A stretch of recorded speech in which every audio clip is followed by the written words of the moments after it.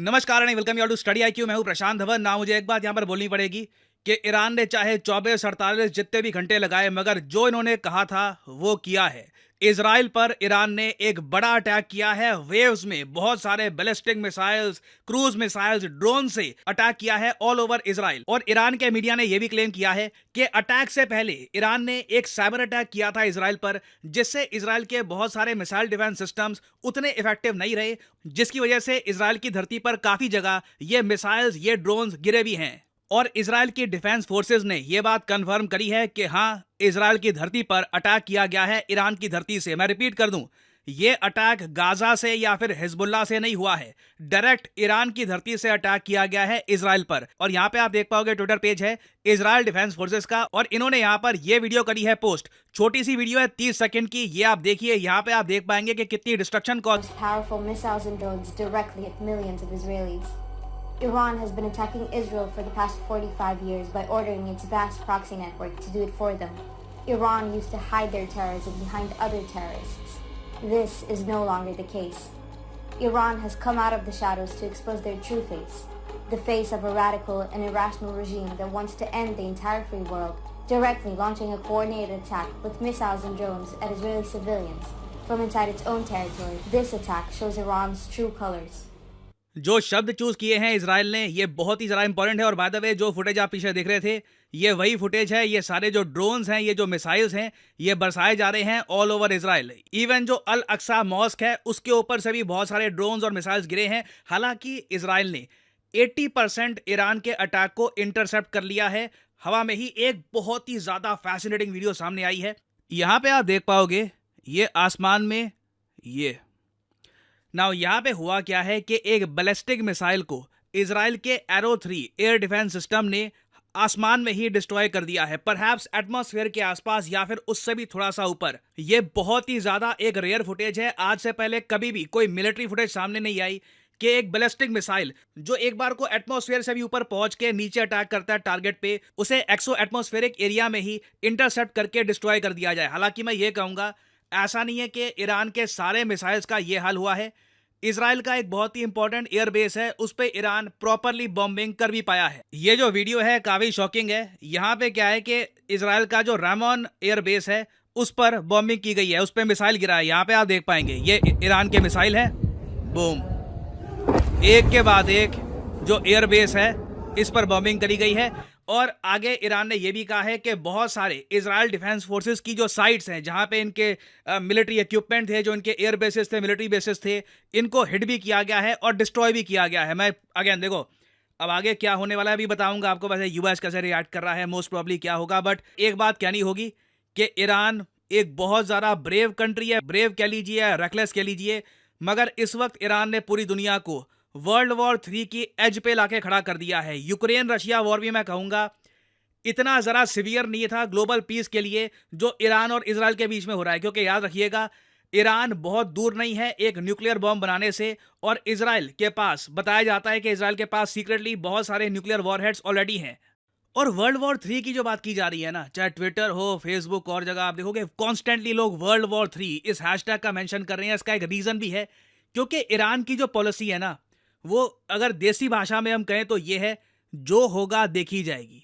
क्योंकि ईरान के जो रक्षा मंत्री हैं, उन्होंने ऐसी स्टेटमेंट दे दी है, ये कह रहे हैं कि अगर किसी भी देश ने अब इजराइल की हेल्प कर दी, क्योंकि ईरान को यह पता है कि इजराइल चुप नहीं बैठेगा, इजराइल डेफिनेटली कुछ ना कुछ रिटेलिएशन करेगा। ईरान ये कह रहा है कि अगर किसी कंट्री ने अपना एयर स्पेस इजराइल के लिए ओपन कर दिया, जिसका यूज करके इजराइल अटैक कर सकता है ईरान पर, तो ईरान उस कंट्री को भी अटैक करेगा। लिटरली इन्होंने ये कहा है कि Iran says it will target any country that opens it's air space for Israeli attack against Iran. और इस सब के बीच में ना, मैं कहूंगा सबसे ज्यादा मजाक बना है यूनाइटेड स्टेट्स ऑफ अमेरिका का।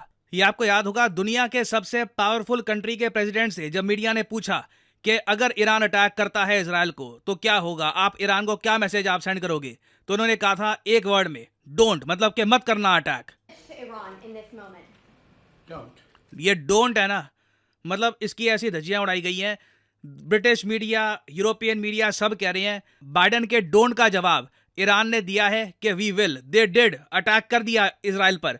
और अभी देखो जो बाइडेन का रिस्पॉन्स पता है क्या है, बस अब आगे कुछ मत करना। लिटरली जो बाइडेन की सरकार ने इसराइल को यह कहा है कि वापस कुछ रिटालिएशन मत करना, जो हो गया सो हो गया, मिट्टी डालो। यहाँ पे आप देख पाओगे, शॉकिंग है अपने आप में, ये ट्रू नेचर दिखाता है कि America as a super power आज के समय कहाँ खड़ा है।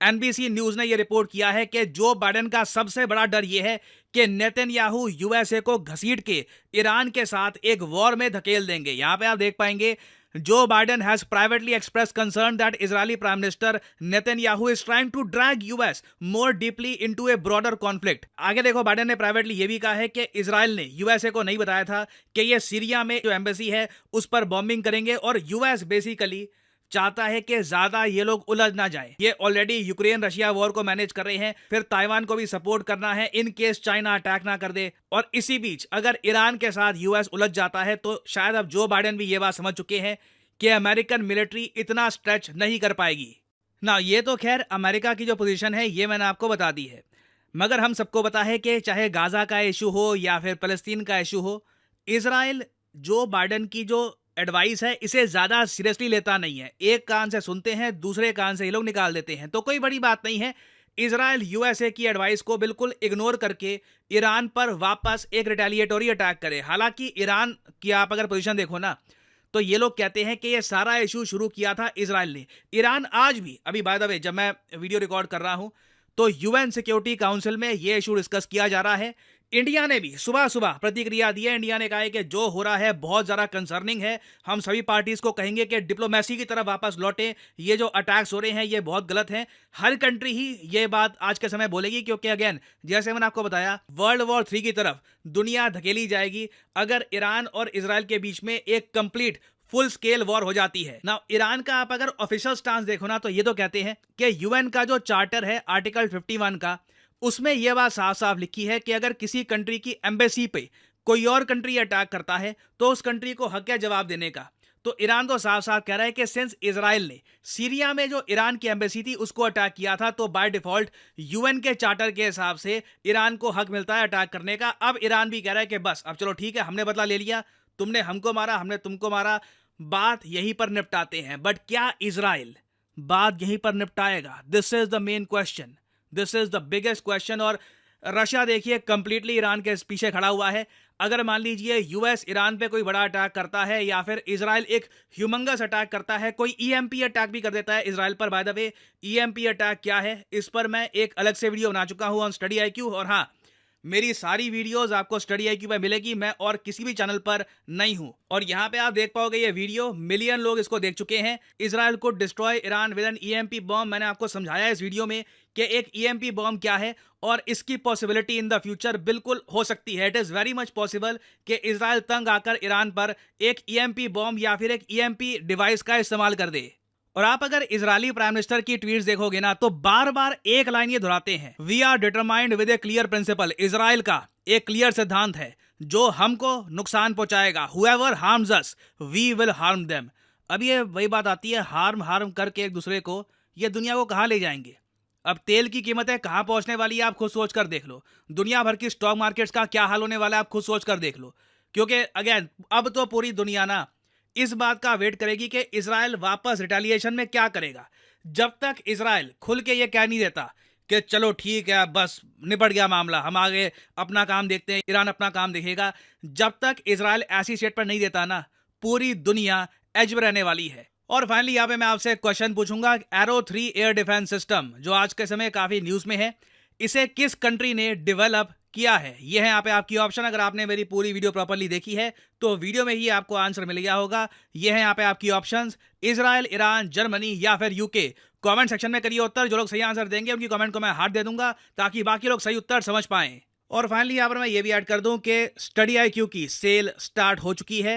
आज 12 तारीख है, 12 तारीख से लेकर 15 तारीख तक ये सेल रहेगी एक्टिव। और इस सेल के बीच में आपको यूपीएससी कोर्सेज में हैवी डिस्काउंट मिलता है और स्टडी आईक्यू। तो आपको क्या करना है, कमेंट सेक्शन में जाइए, यहाँ पे आपको ये लिंक मिलेगा, इस लिंक पर करिए क्लिक और आपके सामने खुल जाएगा ये पेज। अगर आप मोबाइल फोन पे हैं तो स्टडी आईक्यू की जो ऐप है ये आप कर सकते हैं download, it will be easier for you. और यहाँ पे आप परचेज कर सकते हैं स्टडी आईक्यू का यूपीएससी कोर्स। बट जो प्राइस यहाँ पर लिखा है, डू नॉट पे दिस प्राइस, सिंपली यहाँ पे आप अगर कोड डालोगे PD10 तो आपको मिलेगा एक मैसिव 7,125 रुपीज का डिस्काउंट। और इस कोर्स में देखिए आपको लाइव क्लासेस मिलेगी। आपने ये कोर्स लेने के बाद प्रीलिम्स क्लियर कर दिया तो मेंस एग्जाम के लिए आपको दिल्ली बुलाया जाएगा स्टडी IQ द्वारा।